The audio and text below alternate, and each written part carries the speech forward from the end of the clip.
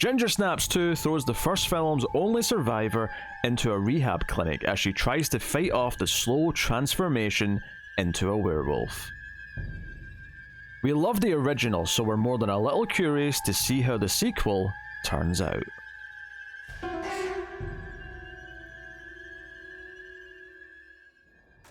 Welcome everyone to Screams After Midnight. I am Peter, and joining me as always is Tim. You can't see it, but I'm twerking right now. Welcome to the show, everyone. This is a horror movie podcast. It is October, it is the October-thon, and we are doing a bunch of episodes for the month. This is a random episode because Tim just said, I watched this movie, and isn't it on our to-do list at some point? And I said, well, yeah, technically it is, because we did Ginger Snaps. I think during your first paternity leave we did that. So we're back for Ginger Snaps 2 Unleashed, which came out in 2004, and we'll start spoiler free, of course, as we always do. The basic premise of this one is that Bridget from the first movie, Ginger's sister, is now infected with the werewolf blood, which is something she did towards the end of that movie, and she is trying to fend off the slow transformation, but she ends up in like a rehab clinic because people just think she's a junkie, and that's how the movie that's what at least the movie starts, and it plays out from there. So we'll get into it and all that. Tim, I'm curious, why did you decide to watch Ginger Snaps 2 suddenly? So I have this thing where like I like have this compulsion to like if I have any type of lists or like things to do, I have this compulsion where like I want to, whittle it down as much as possible, which like makes it really hard in the streaming age where there's tons of different streaming services and you have like all these queues for each one. So I basically like have this like OCD thing where I just want to like get rid of like all of my queues for every streaming service that I have. That I basically want to get everything down to like zero. Which is like my goal for everything. Like, I always want like 0 emails, 0 texts. Like I don't like anything that piles up. So I've just had like the second Ginger Snaps and the third one like in my queue for just a really long time. I think they were on Shudder for a while because I think I remember having them like as part of my to watch list for Shudder, but I think they were taken off. But then I just put them on my Tubi list because they're on Tubi now. But yeah, I mean, it's a couple of things. I mean, one, I had never seen them before, so I did want to watch them, and I figured it would be a good time to do it. Since we hadn't done it on the show yet, and also I could be wrong, but I don't think we had any other werewolf stuff planned for October, so it's nice to kind of mix things up and get a werewolf flick in there. I don't think we've got a werewolf movie planned, but yeah. So yeah, it's a combination of things, but I thought, hey, why not? I mean, we'll check off some boxes. We got this would be a werewolf flick. This will be an early 2000s flick. So, it's nice to have a nice little variety of different types of films and decades and stuff in the Octoberthon. So, although it has just occurred to me, we are supposed to be getting to the final Twilight movie, which does technically have werewolves in it. Ooh, oh, that's true. That is true. So, arguably you're slightly off, but that's okay. That's okay. We did do the first one. The sequels were kind of on the to-do just for some time, but here we are. We're here for Ginger Snaps 2, which I did actually see once upon a time. I saw it soon after I saw the first one. I sought the sequel out. And, scandalous. Yeah, I've never seen the third one. When we do the third one, that'll be a first time watch. But honestly, all I really remembered from this was that they spend some of the movie in a house, which is not really much to go on. But I just remember Bridget in a house, and it's not like in the best of condition. And yes, some of the movie, that was true. My memory had not failed me, except for every other detail which I had forgotten. But that's okay. So yeah, we'll get into it, of course. We'll start spoiler free, usual stuff. So I'll just ask the question, Tim. What did you think of Ginger Snaps 2? So obviously, you can go back and check out a review of the original film, which we both like quite a bit. I think especially in terms of werewolf movies, which I think we both kind of think aren't always handled the best. There's a handful of like really good werewolf movies for sure. And Ginger Snaps is pretty high on the list. I think for you it may even be one of your favorite werewolf movies. But I mean, it's definitely up there for me as well. It's not my absolute favorite, but it's it's pretty high up there. It's a really good flick. This, I mean, it's obviously I don't know about I'm assuming the first one probably had at least a small theater release. But I mean, I don't know too much about that. I saw it when it was a rental or streaming or something at some point. But I mean, well, I haven't seen the third one yet, but this sequel, it definitely feels like a straight to video sequel, which isn't necessarily always a bad thing, but it does feel like a step down from the original. But I don't think it was like a hard watch. Like it was pretty breezy. I enjoyed having the characters back. And yeah, I mean, it's kind of hard not to talk. Is it spoiler alert if we say like something that happened at the end of the first movie?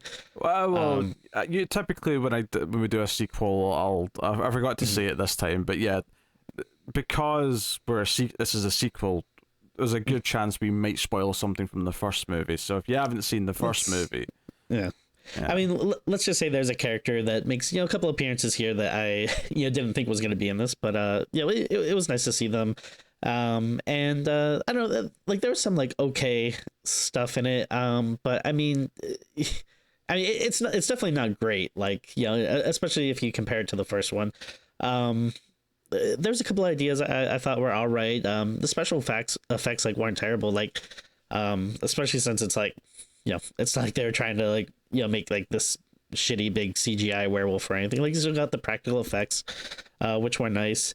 I think the problem with me with this is, one of the things that made the first one so charming was that, there was like a dark comedy to it, where this one, it's actually kind of the opposite of that. I feel like it's pretty bleak. There isn't really a ton of levity. There was a little bit in a couple of moments, but it's actually one of my problems is that the ending all of a sudden pretends that it has had this dark sense of humor the whole time, but I don't think most of the movie did.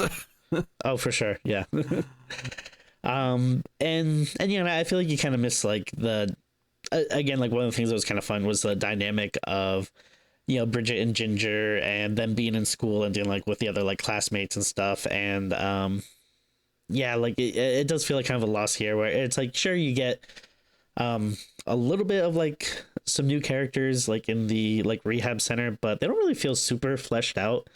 We only really spend some time with She-Hulk mostly, which I was kind of surprised to see her in there.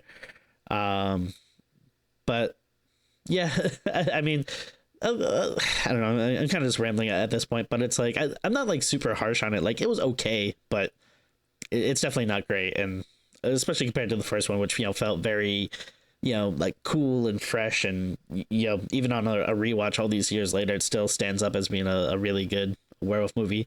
This one's just kind of like, oh, okay, yeah, like this is what I would expect from a straight to video sequel.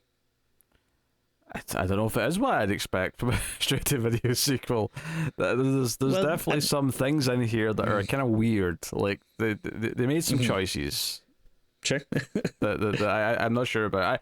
I don't like this very much. I think it's kind of a dull watch, to be honest. Like, which is the biggest sin that it has, is that there's just long stretches where it feels like Bridget's just being moody in the hospital and is trying not to turn into a werewolf. She doesn't have a lot of dialogue. Like, there's the odd time where a little bit of her personality from the first movie will like come out a little, but for the most part, she's just kind of quiet and sticks to herself. So you don't really get a lot of her the way she was in the first one. it's got a weird shift halfway through where the location of the movie kind of changes, and it just feels kind of weird because it feels like we set up a lot of things and characters in the first half that are just kind of abandoned in the second half. Other than that, there's some weird choices that are made. Some weird choices. There's some weird focal issues as well. Like,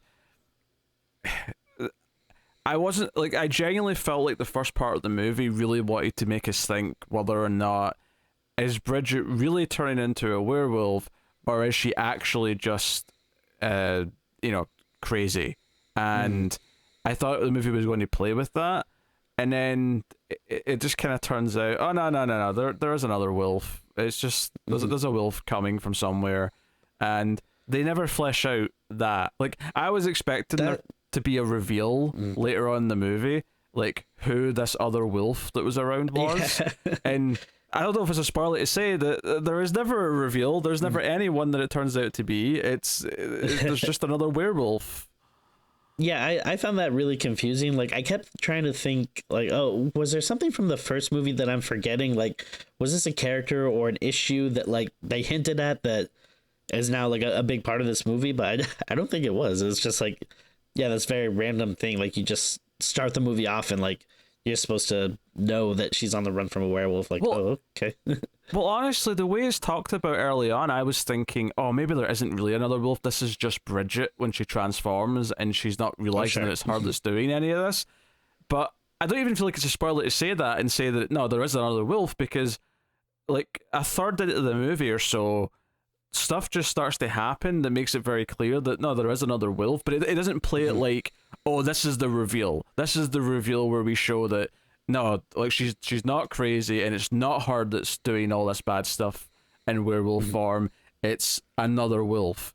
And it just kind of feels like, I think the movie just thought we were always, like, meant to know that. Like, that's the way it felt to me.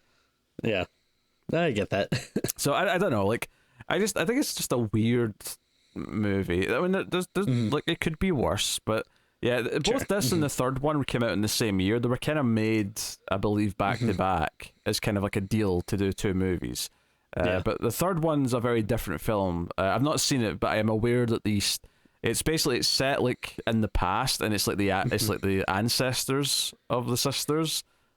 Yeah, which makes it kind of weird because this movie, I feel like, kind of ends on like a cliffhanger where you're kind of like, all right, so where's this gonna go? Like, what is the future of these characters gonna be like? And then it's like, well, I know there's another movie, but it's set in the past, so we're clearly not gonna get answers to that.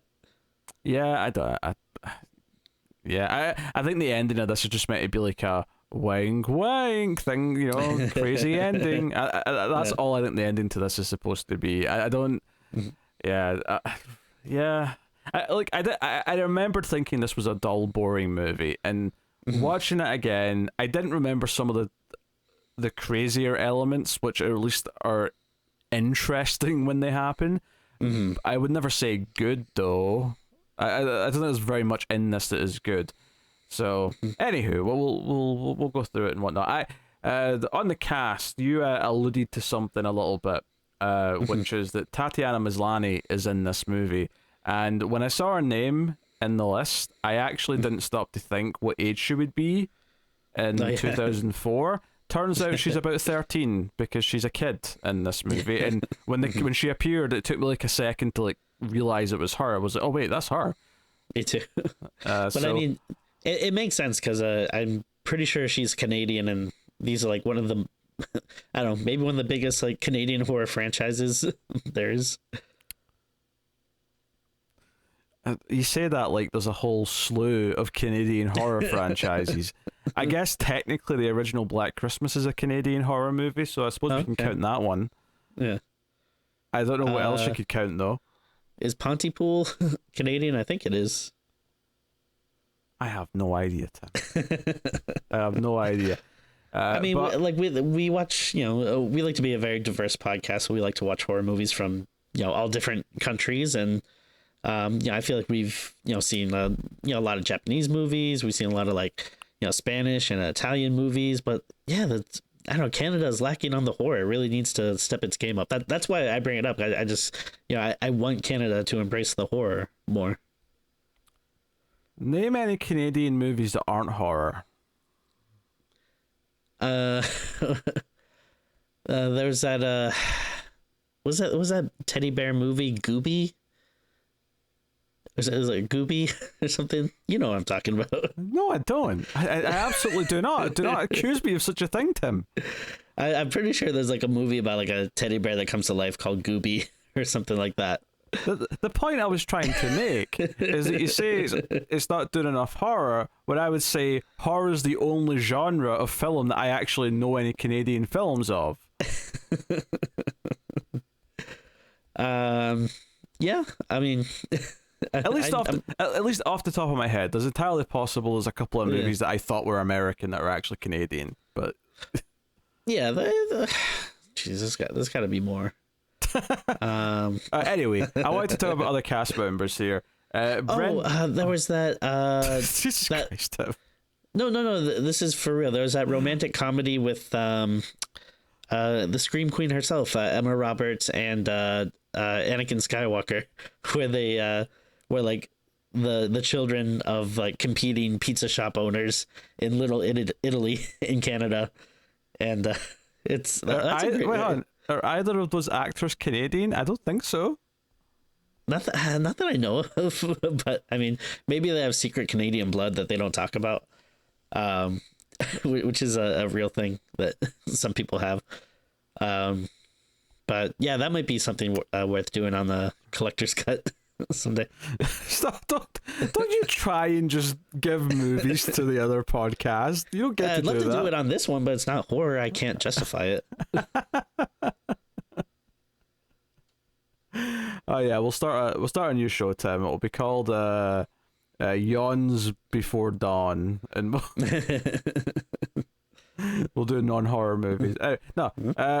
So also another Screams After Midnight. I don't want to say favorite because I don't want to be positive. But Brendan Fletcher's in this. You might remember him as the neurotic one from Freddy vs. Jason. He was also the cab driver in Alone in the Dark. Oh, was he the librarian at the beginning? He's the librarian at the beginning, yes. Okay, I thought he was familiar. Yes. The main orderly at the hospital is played by... Like the creepy guy? Yes, well, I wasn't going to spoil that, but yes, the creepy guy. I mean, you know right from the start. He's played by Eric Johnson, who... Unfortunately, a certain fan base will know quite well as Whitney from season 1 of Smallville. Oh, okay. Was he like I'm guessing he was either a romantic rival or a bully for Clark? Both. Okay, yeah, sounds about right. Yeah. He was Lana's boyfriend. Smallville. And then, well, he was also in Smallville. He wasn't making fun of Smallville. Shouldn't Clark have like more of an accent? Like, cause like Smallville's like kind of like what, Midwest? Would you say? Kansas. Yeah, that's like Midwest, right? Why are you asking me? I'm not American. I don't know what constitutes as Midwest. It took me 25 years to even realize what Midwest meant. You should talk more like he's from Fargo or something. That's not Kansas.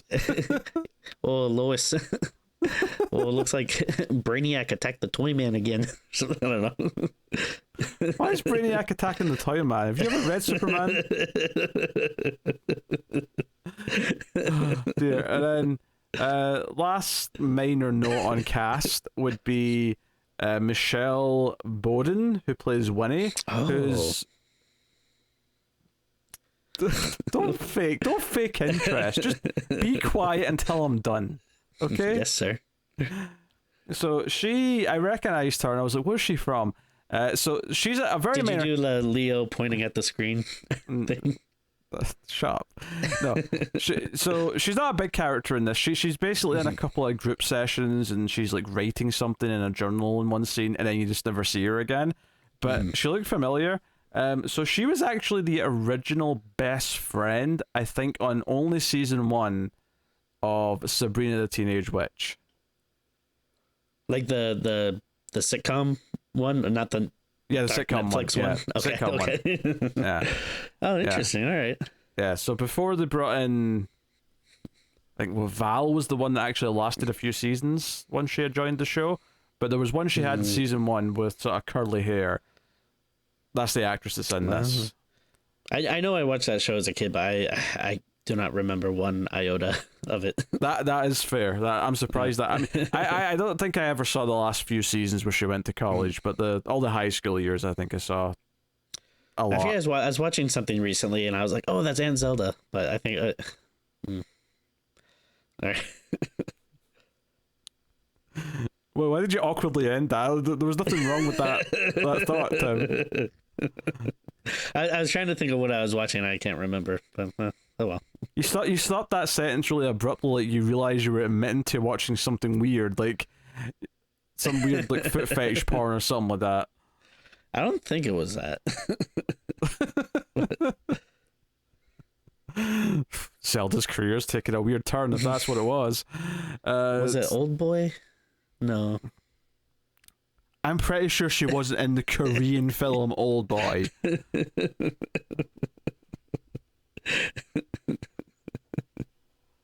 Bloody hell. Alright, so yes. It was the spoilers for Ginger Snaps 2. Unleashed. Spoilers Unleashed. Quite right. There was just there was also a movie that's just called Unleashed.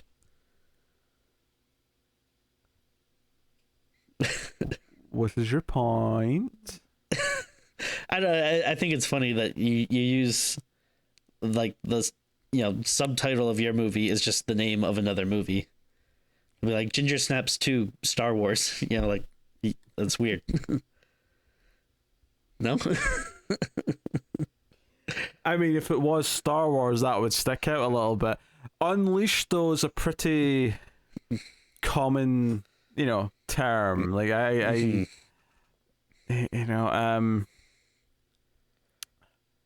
like I think it would be interesting if he did a list of like what the most common subtitles are. Like it's got to be like Bloodlines. It has to be up there. Requiem probably. for sure. Resurrection. Oh, Resurrection, absolutely, yeah. I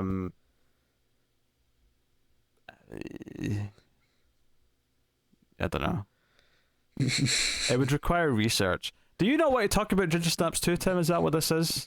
No, that's what I'm here for, baby. Because you seem to be pivoting as every opportunity that you seem to get. I know, that's unlike me. I never do that. Sorry. Okay, so, I'll tell you this. I thought that the opening title sequence, the music was just kind of this like sort of generic like drum stuff that was happening, and I thought, this is a shame. They had such a good main theme in the last movie. Why aren't they using that again? And what annoyed me is that later on you do actually hear it in one scene. They play the main theme from the first movie later on, so it made this opening title sequence especially disappointing as far as music goes. That's a bummer. I don't think I remember the theme from the first one enough, but that yeah. I mean, this definitely didn't stick out in my mind though.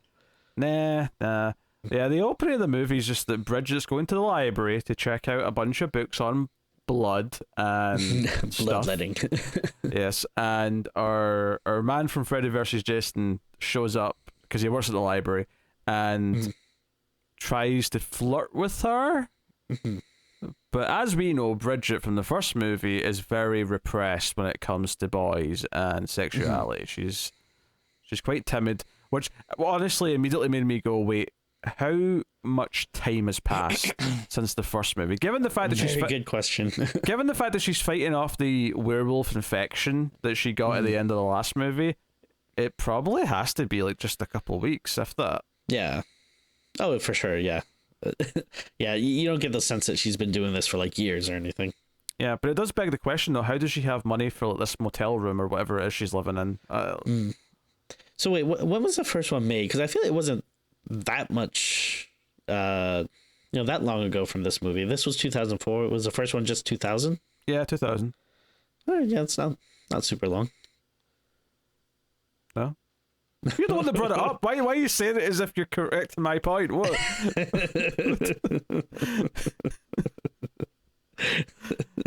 I never raised any questions about how long it had been since the first movie.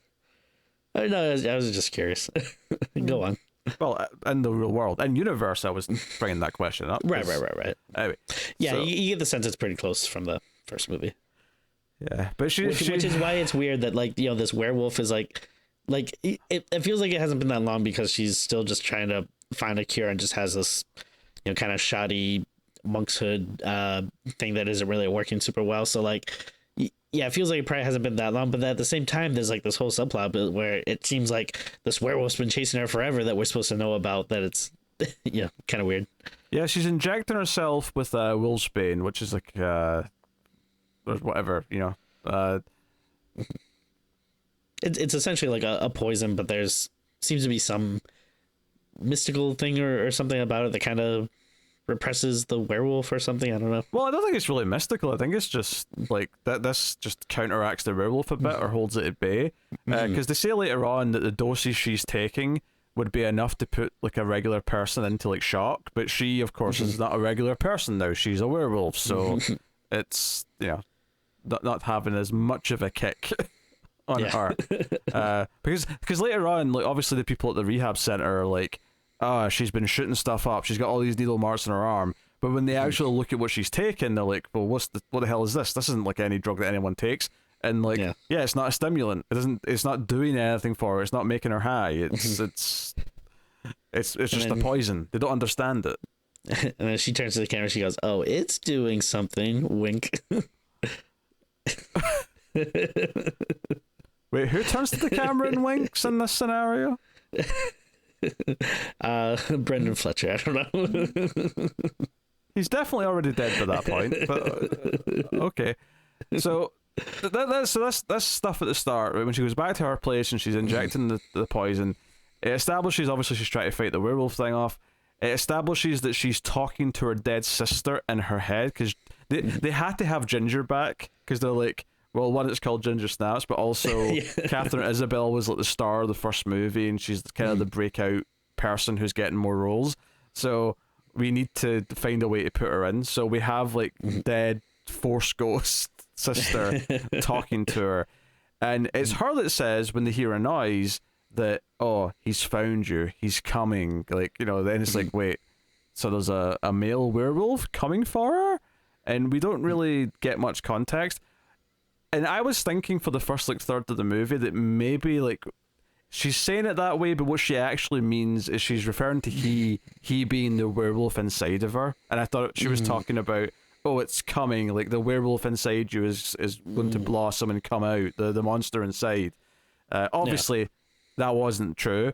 There is just another wolf, but that's what I was thinking. Inside of us are two wolves. Shut up. But that's what I thought it was maybe getting at. Basically, I kept thinking of smarter things that the movie could be doing, and it kept disappointing me by just being what it was. Yeah, we're not trying to do anything too subtle.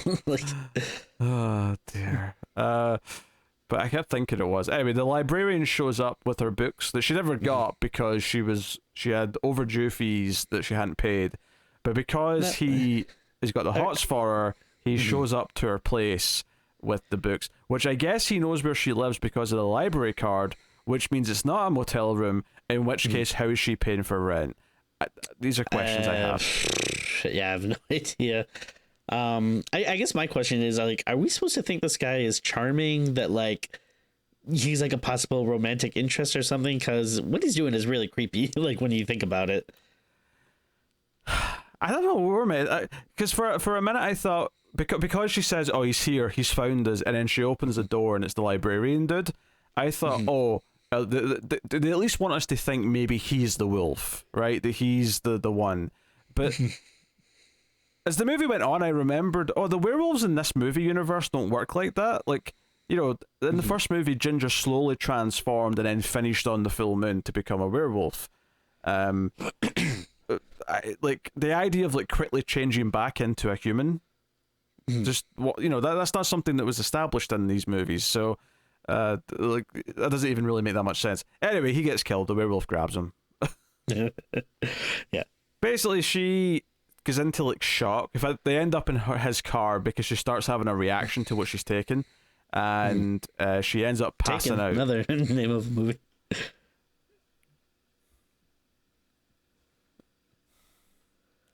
You're pushing me, Tim. You're pushing me. But she passes out, and when she wakes up, basically she's been found by the authorities, and they've put her in rehab, thinking she's just a junkie. I guess no one found the dead guy that just got killed by a werewolf. It's a very good point. Because there's no police asking her questions or anything like that. He's just gone, I guess. Maybe the werewolf eats some bones and all. Damn! Why are you just trying to reference movie titles?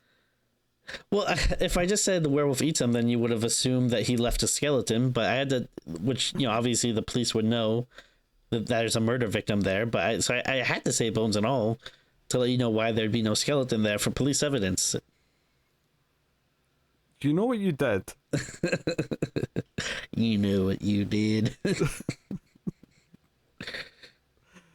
Oh, this review's going to take ages at this rate.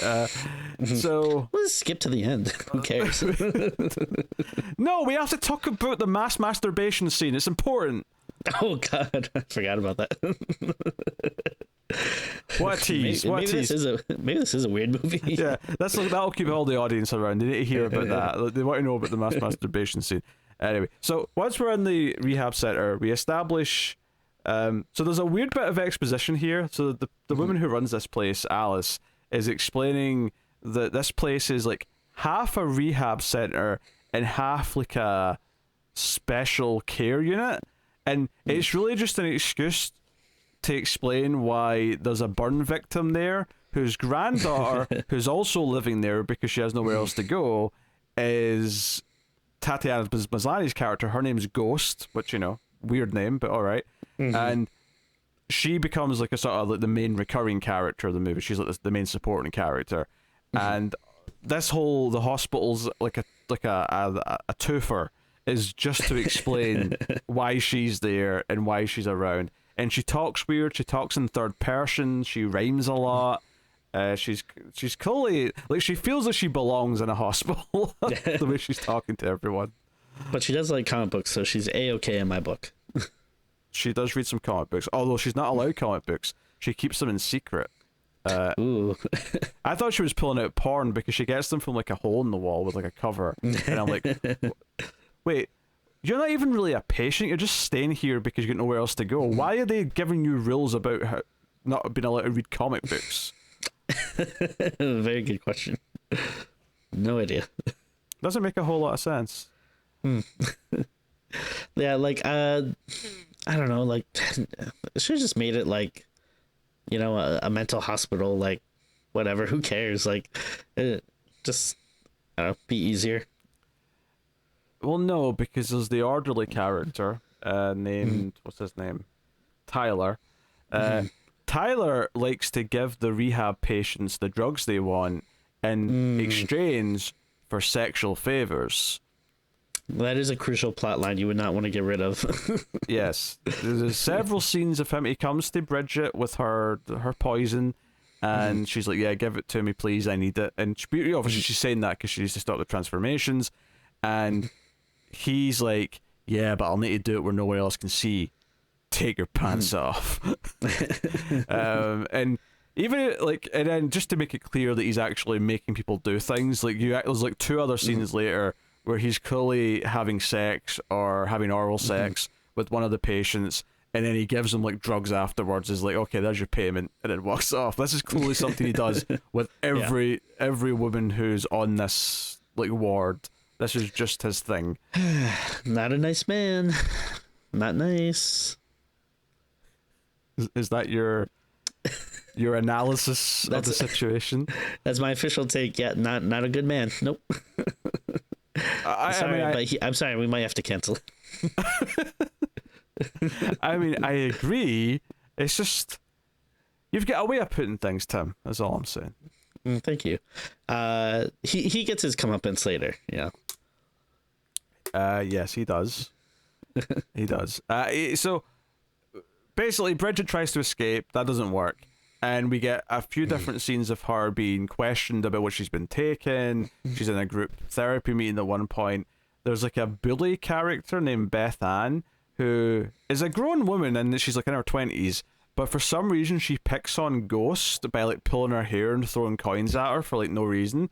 And it's like, are we sure this is a rehab center and not like a mental hospital? Because some of these characters are acting really out of it. Like, and doing things that feel really immature or just a little bit kooky or whatever.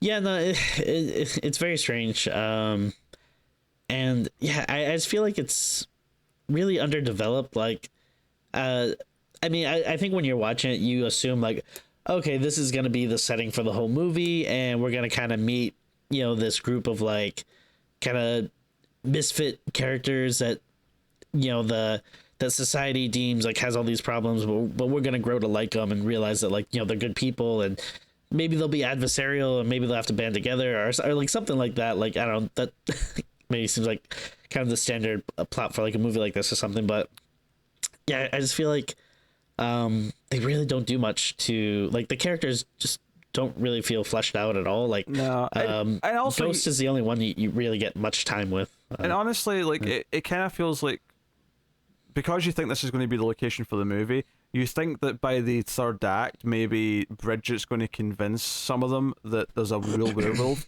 and that they're going to have to defend themselves. So I'm not going to say it's like a Dream Warrior situation, but it does kind of feel like it's got that feeling. Yeah, like maybe the whole point of this is that she's going to end up building a ragtag team of people to help fight the werewolf. And maybe the message of the movie will be unity and, like, you know, sticking together and whatever, you know. But instead we just leave this location halfway through and never see half these characters again.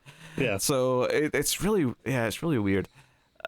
So, you know, basically admittedly, like, too, it's like for a much less interesting location. Like, I feel like there's stuff that you can do with this setting, whereas, like, they just pretty much just go to a boring old house afterwards. Much of the first chunk of the movie is Bridget, you know, she's got all these scars because she's like testing how quickly she heals. That's one of the things Ginger's talking to her about when she shows up, is that she's testing to see how quickly she heals, because the closer she gets to the transformation, the quicker her like supernatural healing kicks in. So to everyone else, it looks like she's been trying to commit suicide, but to her, she's just, you know, and that's the thing. To like, me, I see this, you know, this short person who's getting very hairy and is Canadian and is healing real fast, and I'm like, is this a Wolverine or what are you doing here? I was about to say that, like, a horror movie that maybe has something to say would actually be doing this intentionally to, you know, to bring up this idea that in some level we are talking about suicide and she thinks she should kill herself because she's a werewolf, but that's actually just an analogy for the real reason someone might want to kill themselves. You know, because in the first movie, the werewolf was an analogy for puberty. It was an analogy for sexual awakening and, you know, the beast that unleashes, and how society looks at a woman when she does become maybe sexually active or whatever.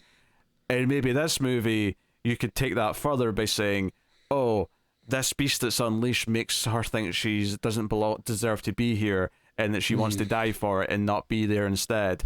And it's about learning to live with the beast and something. Like, there's things you could do here to keep going with that metaphor. And I realize I'm not being funny, Tim. I mean, it's hurting inside that you can't crack jokes right now. I'm trying not to. But like, I do think there was opportunities here to do something with this, and I just don't feel like it actually does anything with it. No, for sure. I mean, yeah, the first one. I mean, one of the reasons why the first one is such a good movie is because, you know, it did a lot of things well, but I mean, it was funny and a good horror movie, but, you know, it did also have something to say. And I mean, I don't know this. Like, I don't really think it has anything to say, or if it does, it seems to be kind of muddled. Like, it's not like very clear. Yeah, because obviously when Eric Johnson, when Tyler tries to make her undress for him, so he'll give her the drugs. When she says "f off," he just sort of leaves and doesn't give her anything. So what pushes her into actually asking him to come back to her room and undressing for him is that she has this hallucination where she's in like group therapy, right? But the therapist has got them all lying down on mats, and she's basically just doing like this sort of like thing where she's talking about imagine you're in a field and imagine the breeze is on your face, and it's all this, therapeutic stuff. But Bridget starts to hallucinate that she's saying something else, and all of a sudden the therapist says, now when your hand touches your clitoris, start rubbing in a clockwise motion.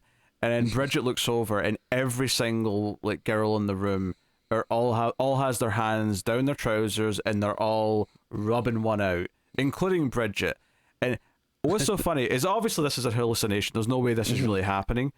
But what I thought the end of the scene was going to be is that everyone else, like Bridget, would snap out of it, but she would be masturbating, and every other person in the room would have stopped and been looking at her like, what the hell, why are you masturbating in front of everyone? That's what I thought the scene was going to end. It didn't. It turned out to be that the palm that she was supposedly using to masturbate has got hair on it. So this was like our transformations continuing. Her ears also start to go pointy at one point during this part of the movie. I can't remember exactly the order of that, but after that though, she actually tries to commit suicide, or she thinks about committing suicide by holding glass up to her neck. This is actually the scene where the main theme of the first movie plays, when she gets all sad because she can't do it.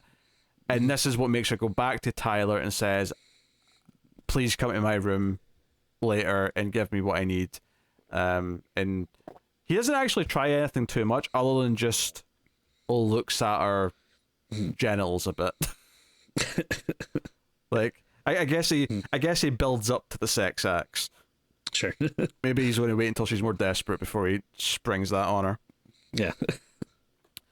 But yeah, so I felt like we had to bring up that scene because it's definitely absolutely, yeah. Because I was definitely kind of like half asleep and like struggling to pay attention, and all of a sudden I was like, wait, what's happening? Why is there 15 women masturbating? It definitely wakes you up a little bit. Unfortunately, it gets pretty dull again quite quickly after that. But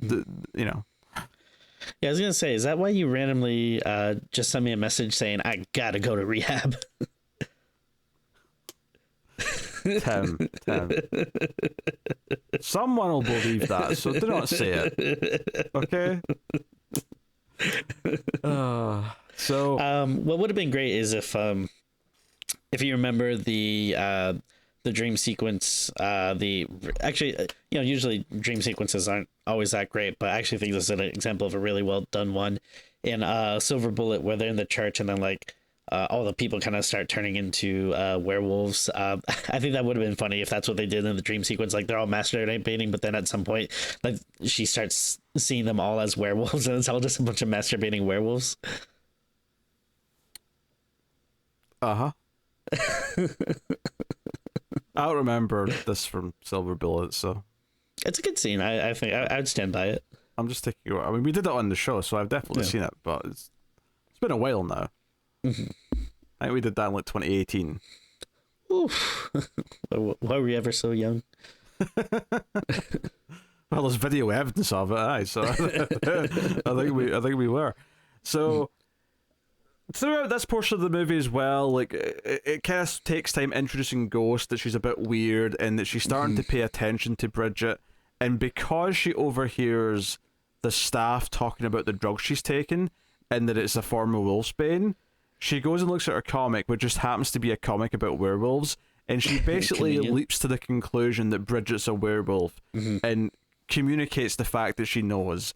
So she ends up getting involved with her, and they end up kind of like not being friends because Bridget doesn't really want to talk to her, but Ghost is kind of being clingy and annoying and very much wants to be her new sister, right? That's the vibe you get pretty quickly from this. and Ghost ends up helping her try and finding her way out. There's a way to like an abandoned building next door, or maybe it's an abandoned wing of the hospital. I'm not sure, but they go trying to get out, and it's right after Tyler's been with the bully chick. They were having sex, and he gave her something to snort, probably cocaine, but who knows? Why he has so much variety, like in stock, I don't know, but he seemingly does. Basically this Beth girl gets attacked by the werewolf, and this is the bit in the movie that I was mentioning earlier where it just kind of like all of a sudden there's definitely another wolf. Like I know technically you see the wolf a little bit at the start when it attacks the librarian, but I kind of took that as maybe that's like in her head, that's how she saw it kind of thing. Sure. But here it's like no, like Ghost also sees the wolf. They're hiding from it. The wolf's kind of chasing them down the hallways and stuff. It's like, it doesn't feel like a big moment. It's just kind of like, I guess we're a werewolf movie now, which we always have been. But I mean, in terms of like, all we've been so far is this idea that Bridget's turning into a werewolf, right? And maybe even with the possibility that she just thinks she is, but isn't really, which honestly would have been a very interesting direction to take this in if she wasn't.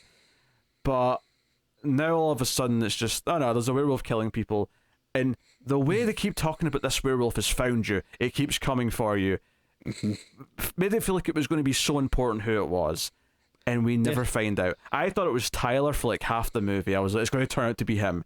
He's the werewolf somehow. And no, he's not. He gets killed by the werewolf just like everyone else does. Yeah.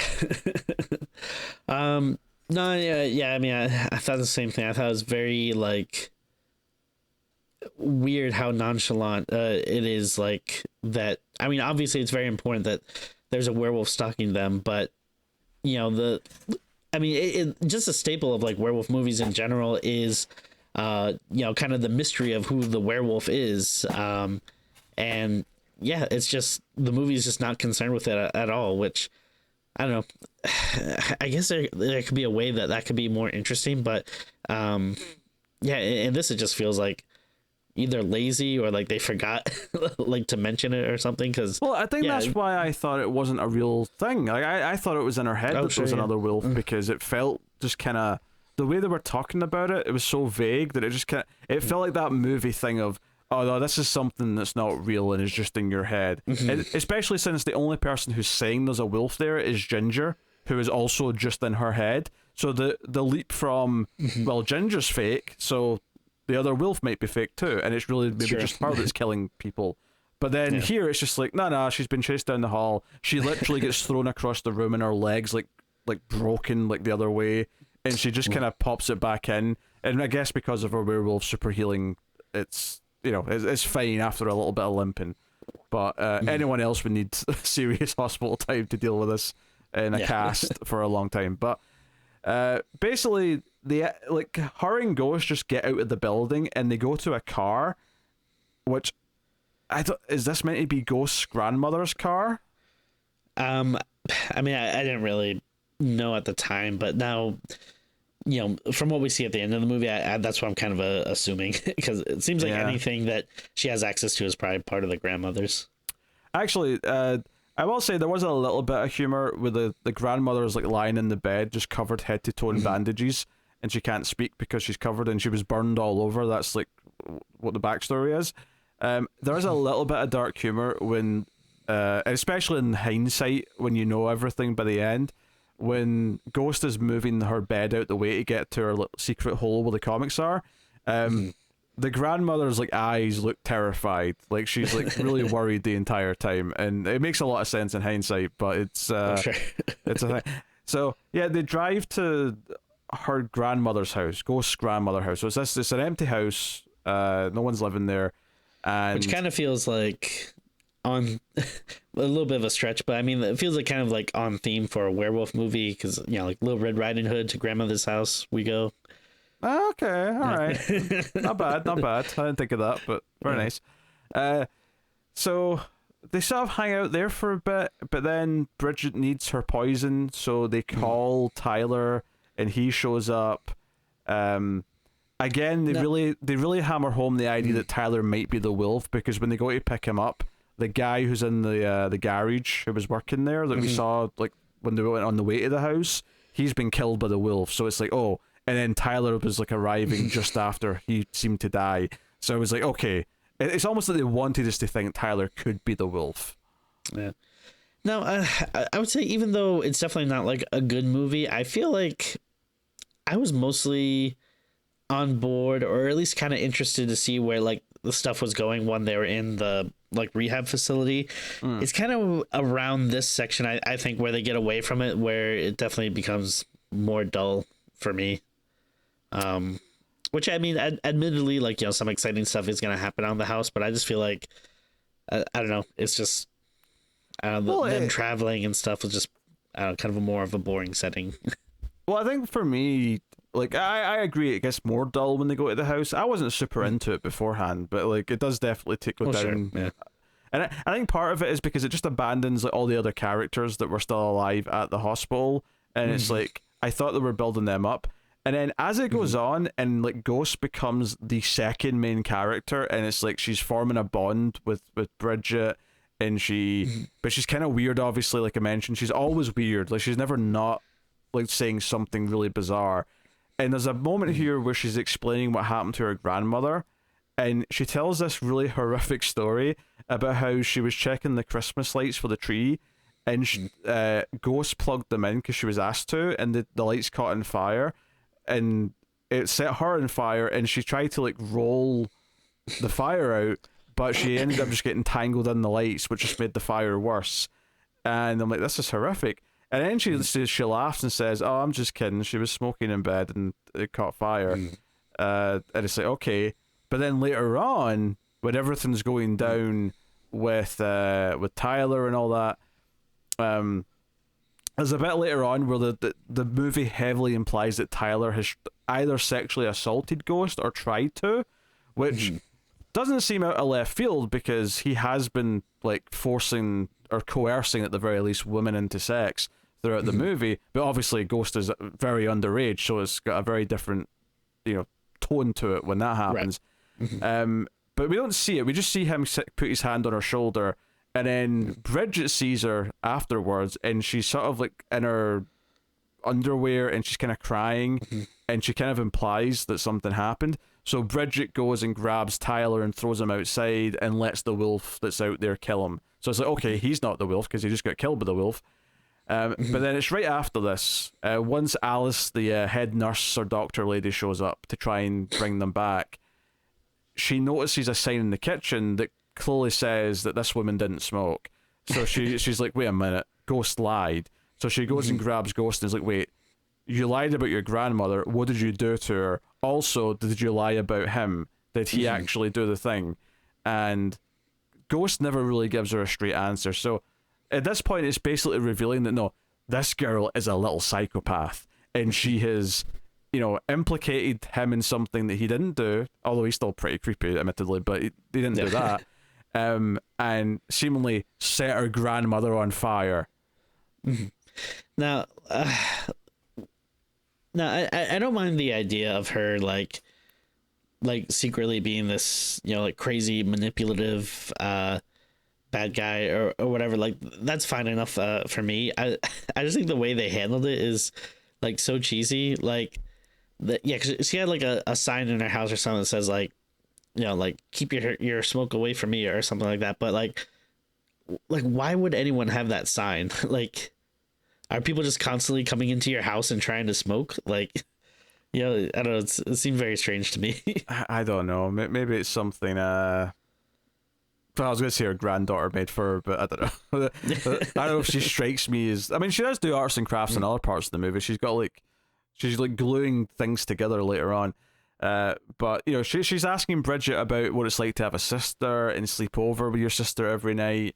So it's very clear she wants this sister relationship with Bridget, and she's sort of looking up to her.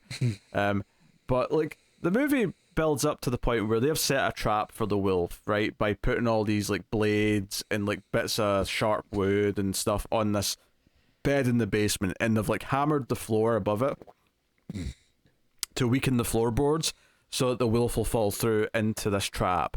And sure enough, Bridget, who's sort of half transformed by the end of the movie, like tackles the wolf into it, and the wolf does land on it and dies. Because despite the fact that they have supernatural healing, Bridget makes it very clear that she killed the wolf in the last movie just by stabbing it. Like they're not, they're not super beings. And I'm like, yeah, but you do heal really fast, which is kind of supernatural. So it's not that absurd to think that it might take a lot to kill the werewolf. Oh, but, sure. You know, but it plays it as if no. If you shoot and stab the wolf enough, it'll just be dead. You don't need silver bullets or anything fancy. Now, this little nugget of the movie, like this right here, could be a really cool idea if like the whole movie was just Home Alone, but with like a werewolf. Like they're just setting up all these traps. Like that could have been like pretty cool. But yeah, Ghost does set up a trap outside. She sets up like a sort of like a scarecrow. Yeah, it's like a scarecrow made out of bed sheets and like jars of like flammable stuff. And it actually ends up just killing a deer that comes up to it. Which Bridget then proceeds to get on her knees and start eating just with her. Hell yeah. Just shoves her head right in that deer carcass and goes to town. She's got that taste for the meat, you see. So she's horny and she's hungry. That's like, now there's the first movie established that the sex drive goes up and then the thirst for human meat goes relatable up. Every day is like a teenage girl's first period in Tim's house. I like the idea, Tim, that when your daughter hits about 12, you're just going to put Ginger Snaps on. Goes, this will explain everything, dear. You don't have to ask me any questions. It's just Ginger Snaps. No questions asked. Yeah. Am I a werewolf? What's going on? Oh dear. So yeah, I mean, at the end of the movie, after they fall into the trap, Bridget sort of climbs up and just asks Ghost to kill her. Because what's her name? Alice, the nurse lady that showed up to try and take them back, she gets killed. Obviously, the wolf, takes care of her. But I think it does. I actually don't remember how she died. Now I'm thinking about it, but she definitely died in this last chunk of the movie. Yeah, like did I'm trying to think if what's her face if a ghost had something to do with it. Like she might have done. It wouldn't surprise me if she did, but I don't remember now. Yeah, I finished watching this like half an hour before we started recording. Yeah. This is shocking that I can't remember this. But I was just a couple of days ago, but I mean, sadly, it is kind of a forgettable movie. It is, yeah. Like I said, like before I watched that again, I couldn't remember anything about it from watching it years ago. But Bridget basically says, "Kill me," because she's like, so her claws are coming in, her face is all sort of half transformed, and she's like, "Please kill me." And instead of killing her, Ghost just pushes her down into the basement and shuts the door and locks it. And the end of the movie is Ghost living here on her own, and there's a werewolf in the basement banging on the door to get out, and Ghost is drawing like her own comic book where it's her holding like a machine gun and her pet werewolf, and she's like, "Oh yeah, we're side by side." And she basically, I don't think she actually looks at the camera, but she almost does. It's like an evil smile, and I'm like, what was the end of Ginger Snaps 2 is the reveal that this 13-year-old girl is a psychopath and has now trapped werewolf Bridget to keep as her werewolf sister. Like, this is such a weird ending. Especially, again, like, it'd be one thing if you know that it might be set up for like the next movie or whatever. It's like, all right, well, obviously, Bridget is the character we like and that we're following, and it's our through line or whatever. So we kind of want to root for her and have her find a way to escape or something. But yeah, it's strange that it's just like, no, it just ends with, I guess she's trapped forever. Yeah. Or it's such a weird pivot to make the movie almost be more about this character Ghost, who is a psychotic 13-year-old who wants to keep Bridget as a sister. It's such a weird, like, just out of nowhere idea that has nothing to do with Ginger Snaps in any way, shape, or form. This is just what this movie turned into. Yeah. I feel like she says something like, "Oh, like I can't wait to get revenge on all my enemies" or something. It's like, you're 13 years old. Like, how many enemies do you have? She's going to take Bridget on a spree. Yeah. How she's going to control her and stop her from killing her, I don't know. That was that was my big thing. Like, yeah, how the hell do you, like, all right, so you have her trapped, but if your point is to, like, at some point let her loose on people, how are you going to do that without getting killed yourself? By doing it very carefully. Okay. She does the the Jurassic World thing, was like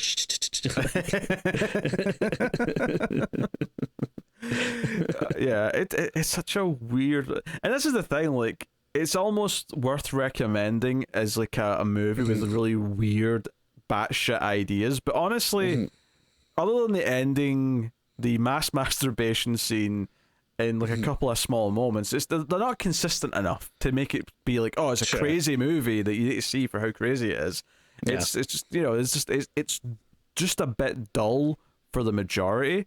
And honestly, like, they went out of their way to bring Catherine or Isabella back as Ginger, and she probably shows up as like a ghost to talk to Bridget like at least half a dozen times in this movie. And to be honest, I thought they added nothing to the movie. And absolutely. If anything, they just made things confusing at the start, because some of the things she was saying to her made us think, you know, that there was something else going on other than just there's a wolf coming after.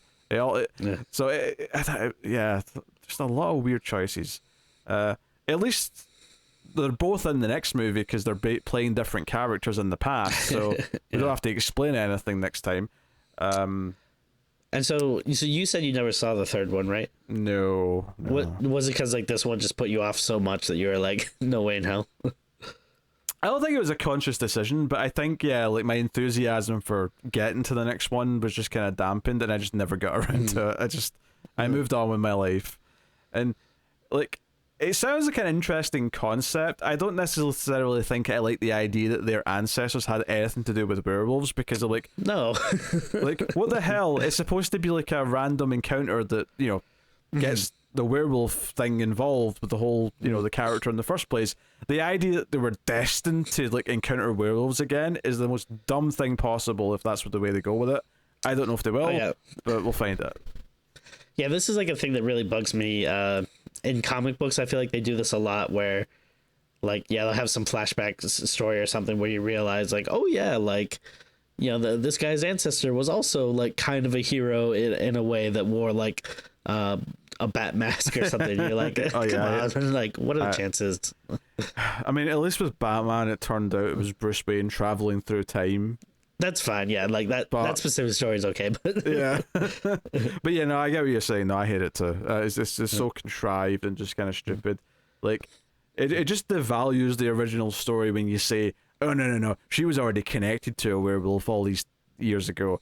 So yeah. I'll try. Hopefully that won't just be the case, and it'll be more interesting than that. And, you know, hopefully I can like it on its own terms. But I have to admit, Ginger Snaps 2 has not filled me with that much confidence. Yeah. And I really like that first movie. Like, I really like it. It's kind of a misleading title because it's like, oh, like, you know, unleashed, but she's kind of leashed for most of the movie. Like, you know, she's in a, you know, rehab clinic for a lot of it, and then at the end she ends up trapped in a, like, you know, basement or whatever. So yeah, it doesn't really feel like she's unleashed. No, I completely agree. It doesn't make a whole lot of sense. I was looking up the director of this. Apparently he was the editor on the first movie. Not the director. He was the editor on the first movie. Okay. And I'm looking at his career after this. Honestly, he did a couple of movies that I've never heard of, and he's mostly just done a few episodes of TV shows. Notably, he did 2 episodes of Orphan Black, which is the Tatiana Maslany TV show. So I wonder if she liked working with him and she got him a gig. Maybe. You know, a decade later in 2014. Thanks, Tatiana. Although he did direct in 2015 a movie I think we almost did once, and we probably will do it at some point. A Christmas Horror Story starring William Shatner. You know, we almost did this for Christmas one year, and I'm sure we will at some point. Maybe this year. Maybe this year's the year. People really need to get better at giving titles to things. So I feel like there's like so many that could be so many different movies. Yeah, I don't remember what this one's supposed to be. I don't know. Well, I think Santa versus Krampus is at least one of the stories because the poster's got that going on. Okay, so it's a anthology. I think so. Yeah, I think it's an anthology. Yeah. All right. So to be fair, he technically only directed one of the segments. He didn't direct the whole movie. Ah, God damn it. Yeah. I don't know why that made me mad. I don't know why it made you mad either. Oh dear. So I guess yeah, we've worked through the movie. I mean, as far as like I haven't really talked about the quality of like the direction and stuff because it is just fine. Like there's not much to it. I'll give it this. It looks better than like a reasonable amount of direct-to-video things. Yeah. I'll give it that. It does kind of still look like a movie, and that's better than I would have maybe expected going into it. Yeah, no, I'll give it that. I thought the werewolf effects like weren't horrible. Like, again, they're not doing CGI, so that's always a help. And I feel like there's a lot of like kind of quick cuts and stuff. I'm assuming probably because they probably didn't have a big budget for special effects. I don't think it had a lot of movement, but I think they were wise enough to never show it enough to really get a good sense of that. So, and the head looked okay. So yeah, whenever they were just bobbing the head up and down, they looked all right. Yeah. I guess it was like simple and serviceable would be maybe how I'd describe the werewolf effects. Nothing special, but nothing. Like, we have definitely seen much worse. Absolutely. On that front, for sure. I mean, at the very least, we've seen several Howling movies that have, like, less than 2 minutes of actual werewolf footage in them. So That's true. Everyone's favorite werewolf movies, the line dancing Howling movie, which is number 7 for anyone who's not remembering their Howling lore. But 7 is the line dancing one. Those would probably be fun reviews to go back and listen to again, because I'm sure we're just losing our minds. Oh yeah, I'm sure as it goes on. Hey, there's a handy playlist of all the Howling reviews. You can find that on the channel for sure. If you listen to the audio feed, you just have to go all the way back to 2017 and 2018 and find them. But if you're on YouTube, the playlists are a handy tool for checking out batches of episodes. Yeah, I mean, to be fair, I think Emily Perkins, who plays Bridget, is doing a fine job in this, but she doesn't get that much of a chance to really play the character in the same way, because she spends a lot of time not saying much in this and just kind of looking intense and worried about what's happening. There's only a few moments where she gets to have that biting kind of like F off attitude that she had a lot in the first one. And it was something you said at the start of this, which was that the bouncing back and forth between her and Ginger was a big part of that movie. And even when they sort of split apart as the movie went on, she ended up talking to the boy who was helping her try and deal with Ginger. So there was always someone for her to bounce off of. Whereas here, I get the logic of maybe putting her with a bunch of misfits, because the whole thing in the first movie is that her and her sister were the misfits and everyone else was the normal kids. I get maybe the argument for saying, hey, the second movie will change it up by putting her with a nothing but misfits and we'll see how that pans out. But they didn't really do anything with that. Like, she didn't bond with any of them really, except her new little sister Ghost. But I mean, I do like Tatiana Maslany, so like, I hate to disparage her, but I did just find the character pretty grating. Like, oh yeah, the character's annoying. It's not her fault. Yeah. Even before that, like, she's secretly like the bad guy, kind of like, she's still annoying. Yeah, she turns out to be the bad guy, but not the wolf. The wolf's still a separate bad guy who we never find out about. She's just a psychotic third party. You should just find out that the wolf was just like, I don't know, some like real estate agent named Jerry or something. That was just like some completely like random thing. You're like, oh, all right. They should have done a crossover. It should have been one of the guys from The Howling. Oh, absolutely, yeah. One of the marsupials that they came from Australia. From Howling 3 specifically, then. Okay. Yeah, I mean, they do mention. I mean, Ginger says to her at one point that the main reason why it's following her, or it seems to be following her, is because it wants to mate with her. Which, okay, I guess. I mean, I guess thematically that kind of ties into the first one, where like, if sex drive is represented with the monster, like, that's the beast within. That there's this other beast who's coming for her, and Bridget's like trying to hold on to her virginity at all costs. Yeah. But I just don't think the movie's actually deep enough to really do it. Like, to actually follow through these analogies all the way through and have it feel like it's always saying something about it. I feel like this movie, first and foremost, is we just want a sequel to Ginger Snaps, so we're just going to write something that we think works for that. And even in that front, it feels, they made some weird decisions for that, but.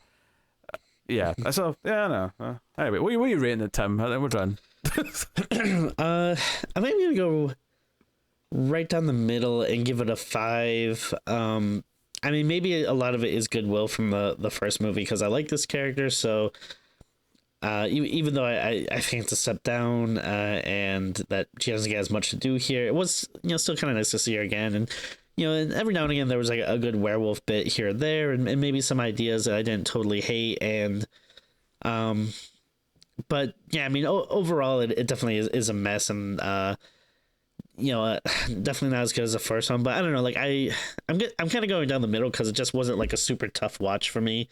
Like, sure, yeah, I agree that it is like kind of dull, but it is like short enough that it's not like I was like ripping my hair out being like, when's it gonna end, it's so boring or whatever. It's just kind of like, it was very inoffensive to me. And I don't know, I guess I just didn't hate it as much as I do like some other sequels that just like really annoy me or whatever. It also probably helps that I had like super low standards or low expectations coming into it, because I figured like, yeah, if it was like secretly good, I'm sure people would talk about it. Like, you would hear like horror people be like, hey, it's actually like a surprisingly good like underlooked movie is this one here or whatever.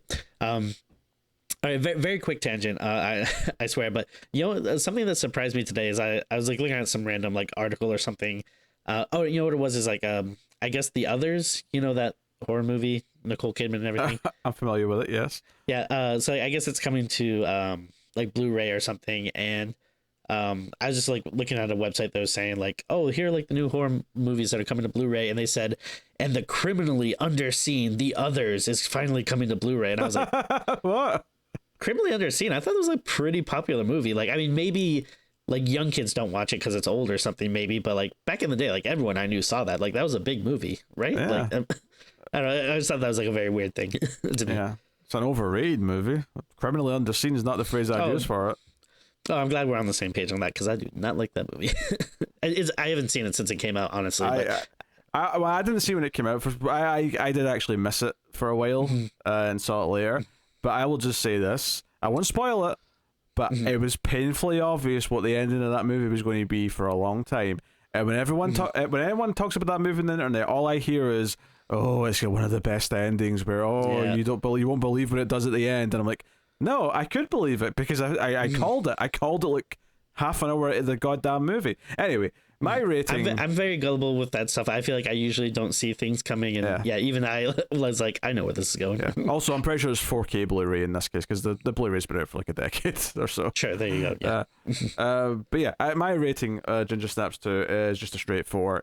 There's worse, but it's just dull enough and just kind of doesn't do anything interesting other than a couple of crazy ideas that I just really can't go any higher than that. It's a 4 out of 10. But there's definitely a worse for sure. So it is what it is.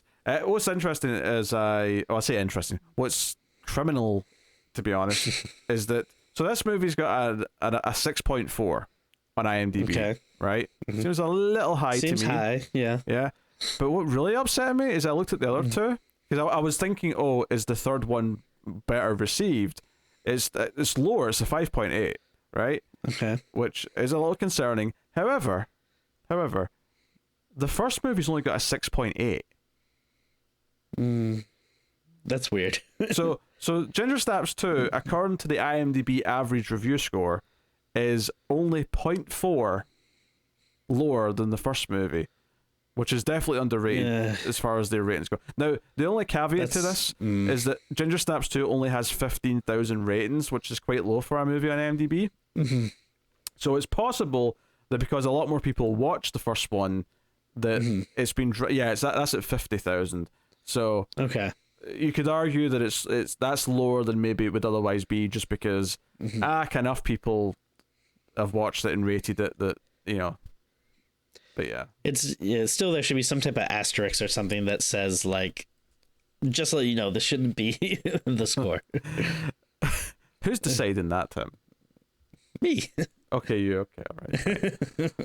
We'll see if IMDb gives you the job. Yeah, whenever anyone is unsure of something, they should come to me. On any subject? Sure. What do you want? Fashion? I know fashion. Baby stuff, got that down. War? I know about war. What is it good for? Absolutely nothing.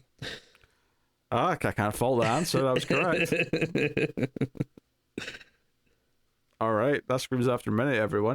You can support all the content by going over to patreon.com/MailerPlusTV and help keep the show coming. It shows your support. And you also get some bonus goodies. So returning this month is the monthly bonus episode, although we're actually doing 2 this month over on Patreon at the $3 tier and up. And then obviously we also have Even More Screams, which is a monthly show where we just get together and talk about all the random other horror movies we've been watching. You know, just not in depth, just like a nice, you know, collage, if you will, of horror movies. A chat among men. Yes. And we usually have a discussion before that part as well. So it's kind of a casual monthly show. That'll be returning next month in November on a monthly basis. The $5 and up tiers. But you can get both those shows over at Patreon, plus there's bonuses for the other shows. So if you want to support the content and get some extra goodies, please do go and check out the Patreon. So that is the show, though. That is Screams After Midnight. Thank you very much for joining us. Yeah, like, subscribe, ding the bell for notifications, rate us on iTunes, share us with your horror loving friends, whatever it may be. All those things do help. But there you go. So yeah, will we do Ginger Snaps 3 soon? I don't know. Tim just messaged me and said I watched Ginger Snaps 2. He might do the same for 3 in like a week. I don't know. It may happen. It may be something we leave for later. We'll see. But we got some other stuff planned, and hopefully you're enjoying the Octoberthon. There is more to come. So thank you once again for watching or listening. We always appreciate it. Keep watching scary movies, and we will see you next time.